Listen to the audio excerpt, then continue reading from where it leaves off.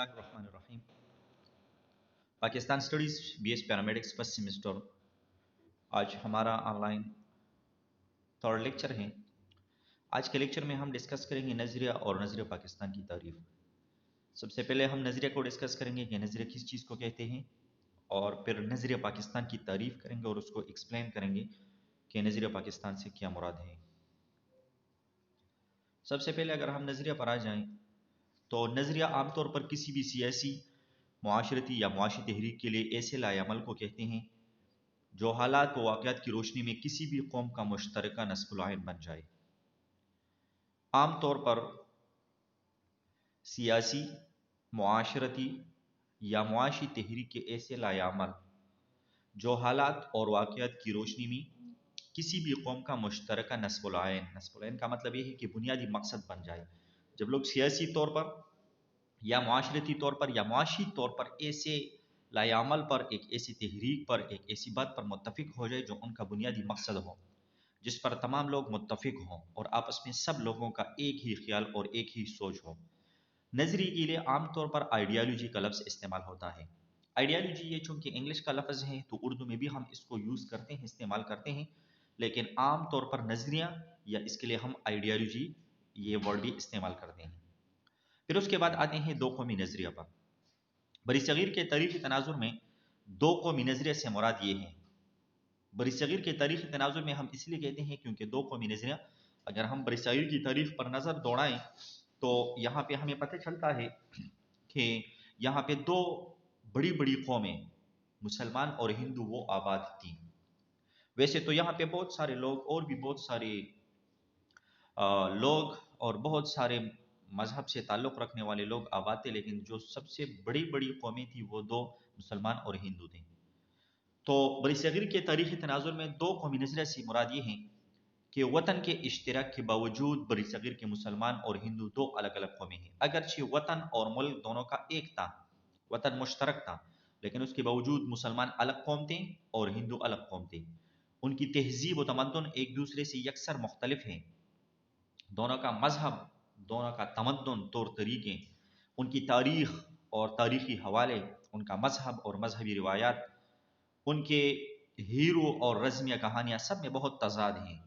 اگر ہم مسلمانوں کی تاریخ کو دیکھیں، مسلمانوں کی مذہبی روایات کو دیکھیں، مسلمانوں کے مذہب کو دیکھیں تو یہ اسلام سے تعلق رکھتا ہے۔ دوسری طرف اگر ہم ہندو مذہب کو دیکھیں، ہندو مذہب کی تاریخ کو دیکھیں، ان کی مذہبی روایات کو دیکھیں تو وہ ہندو مت سے تعلق رکھتی ہے۔ تو دونوں میں زمین اور آسمان کا فرق ہے، اور یہی تصور نظریہ پاکستان کی اساس ہیں۔ نظریہ پاکستان کا مقصد کیا تھا؟ نظریہ پاکستان کا مقصد یہی تھا کہ مسلمان اور ہندو الگ الگ قومیں ہیں، وہ دونوں کبھی بھی ایک وطن میں اکٹھی زندگی نہیں گزار سکتے، چونکہ دونوں ایک الگ جداگانہ شخصیت رکھتے تھے۔ اسی بنیاد پر یہی تصور، یہ نظریہ پاکستان کی اساس اور بنیاد ہے۔ اب اسلام اور دو قومی نظریہ، آپ لوگوں کو میں نے پہلے بھی بتایا تھا کہ اسلام ہمیں آزادی کا درس دیتا ہے۔ اسلام کی روح سے لوگوں کی دو اقسام بیان کی گئی ہیں۔ اول وہ لوگ جو کافر ہیں، دوم وہ لوگ جو مسلمان ہیں۔ یعنی بنیادی طور پر اسلام کافر اور مسلمان کے درمیان فرق روا رکھے ہوئے ہیں۔ اسلام جو ہمارا مذہب ہے تو یہ مسلمان اور کافر کے درمیان ایک باؤنڈری ہے، ایک دیوار ہے، ایک فرق ہے۔ قرآن پاک میں اللہ تعالیٰ نے ان لوگوں کو مخاطب کرنے کے لیے فرمایا یا ایھا الناس اور یا ایھا الذین آمنوا۔ یہ اللہ رب العزت نے قرآن میں بیان کیا ہے، یا ایھا الناس، یا ایھا الناس سے مراد تمام لوگ، اس میں کافر بھی شامل ہیں۔ تو اس میں مفسرین فرماتے ہیں کہ جہاں پہ قرآن میں یا ایھا الناس کا لفظ آ جائیں تو عام طور پر اس سے مراد کافر ہوتے ہیں، اور جب یا ایھا الذین آمنوا آ جائیں تو اس سے مراد مسلمان ہوتے ہیں۔ تو قرآن پاک میں بھی اللہ رب العزت نے ان کو بھی خطاب کیا ہے اور مسلمانوں کو بھی اللہ نے خطاب کیا ہے۔ تو یہ پتہ چلتا ہے کہ اسلام یہ ایک فرق ہے مسلمان اور کافر کے درمیان، جو لوگ، یہ ایک باؤنڈری ہے، یہ ایک پہچان ہے۔ تو اسلام کی روح سے لوگوں کی دو اقسام ہوئی، یا تو وہ مسلمان ہوں گے یا وہ لوگ کافر ہوں گے۔ اگر تو انہوں نے اسلام قبول کیا ہے تو وہ مسلمان، اگر تو انہوں نے اسلام قبول نہیں کیا ہے تو وہ لوگ کافر۔ تو یہاں پہ بھی بنیادی طور پر دو قومیں بن جاتی ہیں۔ قائد اعظم نے فرمایا تھا کہ دو قومی نظریے کی بنیاد اسی روز پڑ گئی تھی جب ہندوستان میں پہلا ہندو مسلمان ہوا تھا. ہندوستان میں جب پہلا ہندو مسلمان ہوا تھا، مطلب جب یہاں پہ اسلام آیا تھا، پہلا مسلمان پیدا ہوا تھا، اسی روز دو قومی نظریے کی بنیاد پڑ گئی تھی.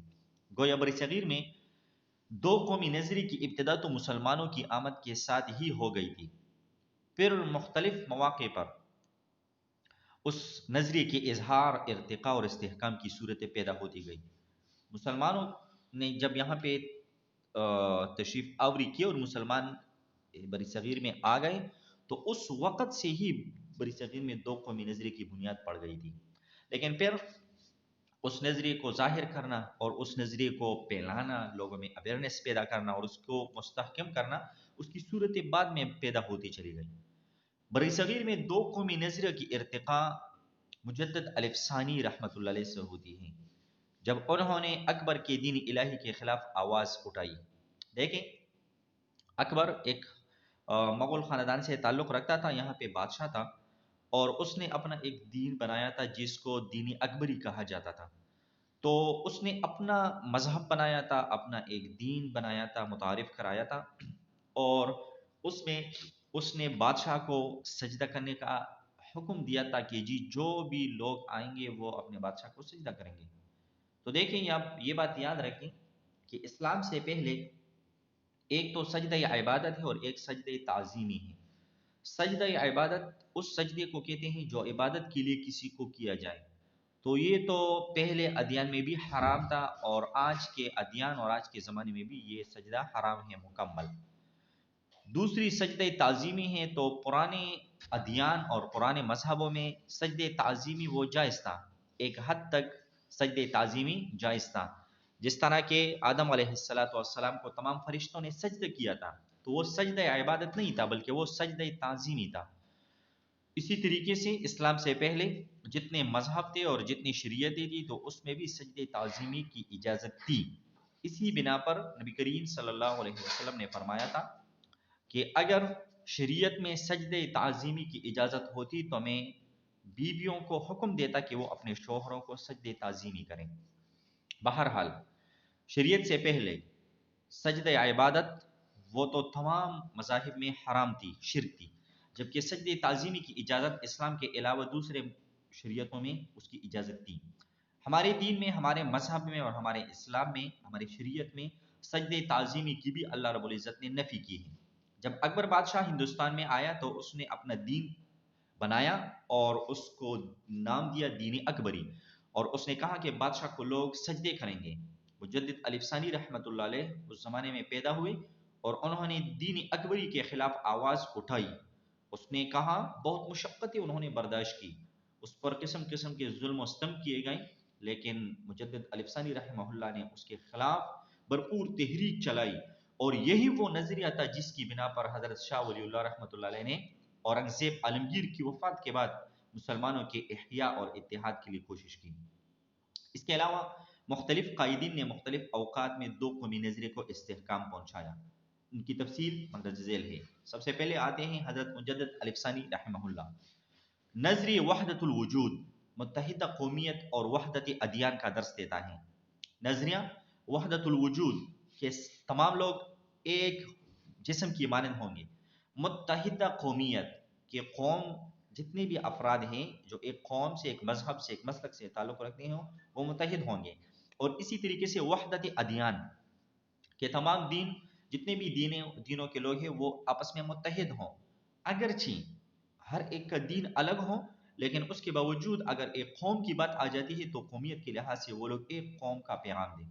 اس کی روح سے تمام مذاہب کی بنیاد ایک ہے. اسی فلسفے نے گرو نانک، بھگت کبیر، رامانند اور مسلمان صوفیہ کو ایک صف میں کھڑا کر دیا. کیوں کھڑا کر دیا؟ کیونکہ وہ لوگ ایک وطن کی بات کر رہے تھے، تو اگرچہ الگ الگ دینوں سے تعلق رکھتے تھے لیکن پھر بھی ایک صف میں قوم بحیثیت قوم کھڑے ہو گئے. آپ نے مسلمانوں کو ذہن نشین کروایا کہ وہ اپنے جداگانہ تشخص کو ہر حالت میں برقرار رکھیں. کیوں؟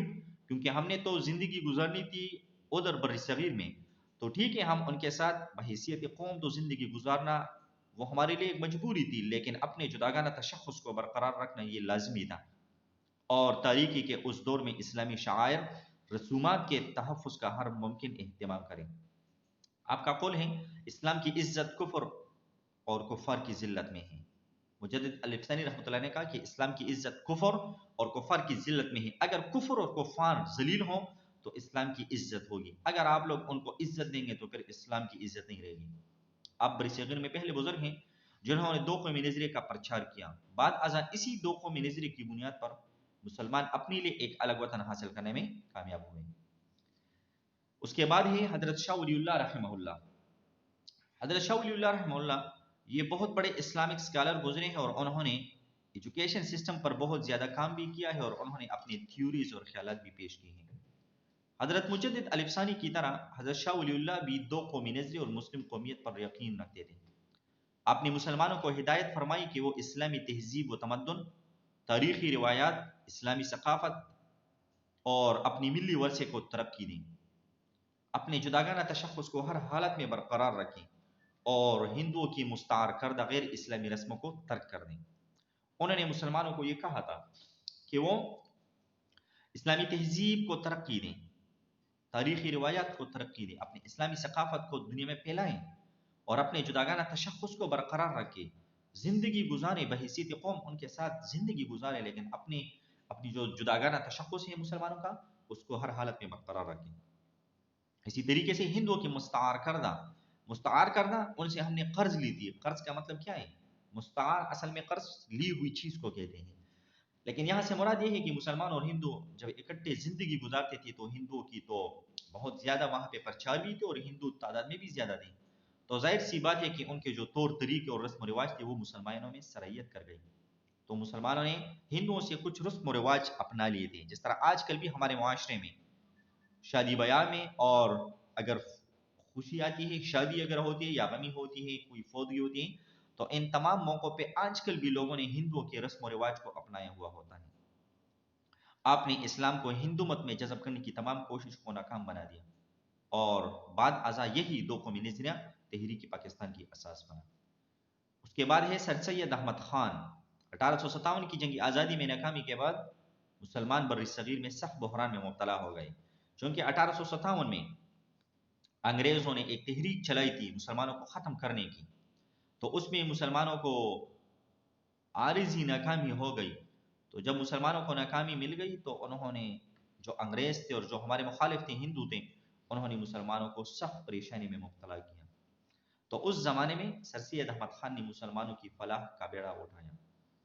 सर सैयद अहमद खान ने 1867 में बरमला कह दिया था कि बरसगीर के मुसलमान और हिंदू दो अलहदा कौमें हैं, अलग अलग कौमें हैं।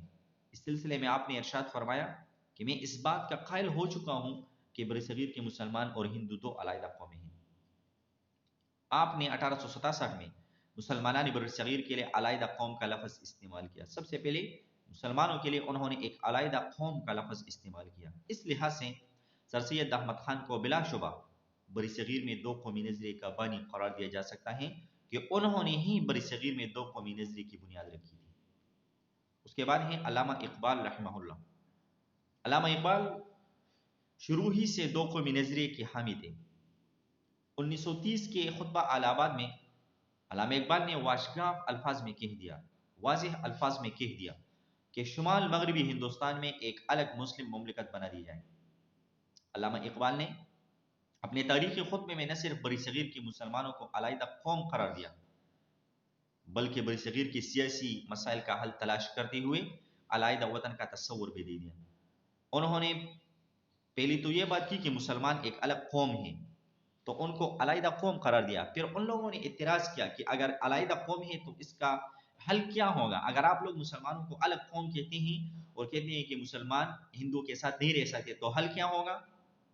तो उन्होंने बरसगीर के मुसलमानों का सियासी हल ये पेश किया कि उनको अलहदा वतन दिया जाए। आपने फरमाया, मुझे ऐसा नज़र आता है कि और नहीं तो शुमाल मगरबी हिंदुस्तान में बिल आखिर एक इस्लामी रियासत कायम करना पड़ेगी, क्योंकि अगर मुसलमान अलग कौम हैं तो उनको अलग वतन में रहना होगा। अल्लामा इकबाल ने न सिर्फ दो कौमी नज़रिए को तक़वियत पहुँचाई, बल्कि आपने इसी नज़रिए की बुनियाद पर बरसगीर के मुसलमानों के लिए अलहदा वतन के हुसूल का नज़रिया भी पेश किया। اس کے بعد ہے قائد اعظم رحمہ اللہ. قائد اعظم محمد علی جناح مسلمانوں کو ہر لحاظ سے علیحدہ قوم اور اسلام کو ہر لحاظ سے علیحدہ مذہب تصور کرتے تھے. جس کسی بھی لحاظ سے اگر دیکھیں، قائد اعظم دو قومی نظریے کے زبردست حامی تھے. وہ ہر لحاظ سے مسلمانوں کو ایک الگ قوم کا درجہ دیتے تھے. آپ نے اس سلسلے میں فرمایا، قومیت کی جو بھی تعریف کی جائے، مسلمان اس تعریف کی روح سے ایک الگ قوم ہے. وہ اس بات کا حق رکھتے ہیں کہ وہ اپنی الگ مملکت قائم کریں. دنیا کو انہوں نے واضح پیغام دیا تھا کہ ایک تو ہم تعریف کرتے ہیں قومیت کی کہ جی مسلمان اور ہندو الگ الگ قومیں ہیں، اور پھر قومیت کی ہم تعریف کرتے ہیں کہ مسلمانوں کا مذہب جدا، ہندوؤں کا مذہب جدا، مسلمانوں کی تہذیب و تمدن جدا، ہندوؤں کا تہذیب و تمدن جدا، مسلمانوں کے رسم و رواج جدا، ہندوؤں کے رسم و رواج جدا، یہاں تک کہ وہ اکٹھے ایک دسترخوان پر کھانا بھی نہیں کھا سکتے. تو یہ ہم ایک قومیت کی تعریف کرتے ہیں. تو قائد اعظم نے کہا کہ ایک ہماری تعریف ہے اور ایک بین الاقوامی دنیا کی تعریف ہے، لیکن دنیا میں جتنی بھی قومیت کی لوگ جو بھی تعریف کریں، اسی تعریف کی روح سے مسلمان ایک الگ قوم ہوں گے. تو ایک الگ قوم اگر ہوں گے تو اس لیے ان کو ایک الگ مملکت قائم کرنے کی اجازت ہونی چاہیے. آپ کی قائدانہ کوششوں کا نتیجہ تھا کہ 1940 کو قرارداد پاکستان منظور ہوئی، اور اس قرارداد کی منظوری کے بعد دو قومی نظریے کی بنیاد پر آپ 14 اگست 1947 کو بر صغیر کے مسلمانوں کے لیے الگ وطن کے حصول میں کامیاب ہوئے.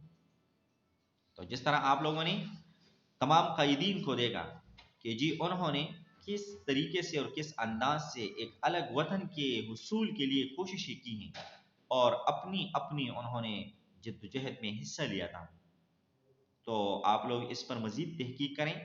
حضرت مجدد الف ثانی رحمہ اللہ اور حضرت شاہ ولی اللہ رحمہ اللہ، ان کی دینی قربانیوں کے عنوان سے یہ آپ لوگوں کا آج کا اسائنمنٹ ہے کہ حضرت مجدد الف ثانی رحمہ اللہ اور حضرت شاہ ولی اللہ رحمۃ اللہ علیہ کی دینی قربانیاں، اس لحاظ سے آپ لوگ ایک الگ الگ مضمون بنا کر یہ مجھے سینڈ کریں کہ حضرت شاہ ولی اللہ کی دینی قربانیاں کیا ہیں، اور اسی طریقے سے حضرت مجدد الف ثانی رحمہ اللہ ان کی دینی قربانیاں کیا ہے. یہ آپ لوگوں کا اسائنمنٹ ہے. اس کے بعد ہے جان برائٹ. یہ ایک انگریز اسکالر ہے، ایک انگریز مفکر. جان برائٹ نے برطانوی راج کے قیام کے صرف ایک سال بعد یعنی 24 جون 1858 کو مسلمانوں کی الگ ریاست کا تصور پیش کیا. جب 1857 میں جنگ آزادی میں مسلمانوں کو ناکامی ہوئی تو انگریزوں نے یہاں پہ ذمہ داری لی حکومت کی.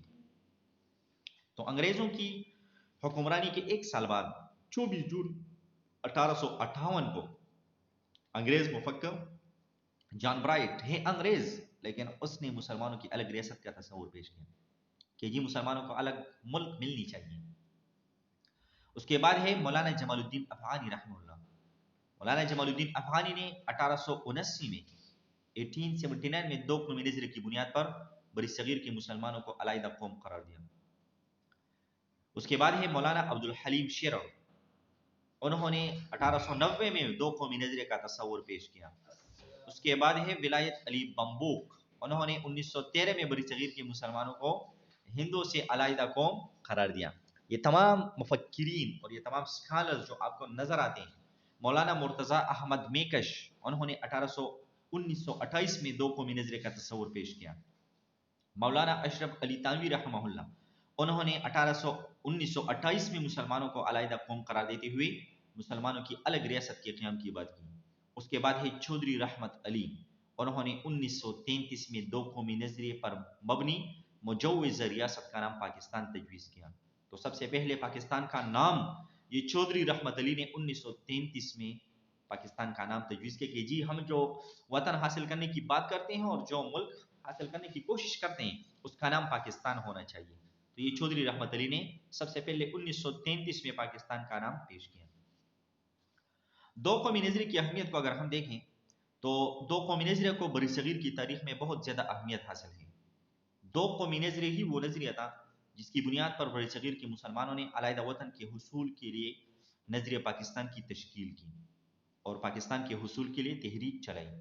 یقیناً یہی وہ نظریہ ہیں جس کی بنیاد پر بر صغیر میں مسلمانوں کو علیحدہ قوم کا رتبہ ملا، اور مسلمانوں نے اسی نظریے کی بنیاد پر جداگانہ انتخابات کا مطالبہ کیا اور اپنے حقوق اور مفادات کے تحفظ کے لیے کوششیں کی. علیحدہ سیاسی جماعت آل انڈیا مسلم لیگ قائم کی. یہی وہ نظریہ تھا جس کی بنا پر مسلمانوں نے پاکستان حاصل کیا۔ حاصل کلام یہ ہے کہ بری صغیر کی تاریخ میں دو قومی نظریے ہی وہ نظریہ ہے جس کی بنیاد پر بری صغیر کے مسلمانوں نے اپنے حقوق کا مطالبہ کیا۔ یہی وہ نظریہ ہے جس کی بنا پر مسلمانوں نے نہ صرف علیحدہ سیاسی جماعت مسلم لیگ قائم کی، بلکہ انہوں نے اپنے حقوق و مفادات کے حصول کی کوششوں کا آغاز کیا، اور بالآخر یہی کوششیں پاکستان کی صورت میں شرمندہ تعبیر ہوئیں۔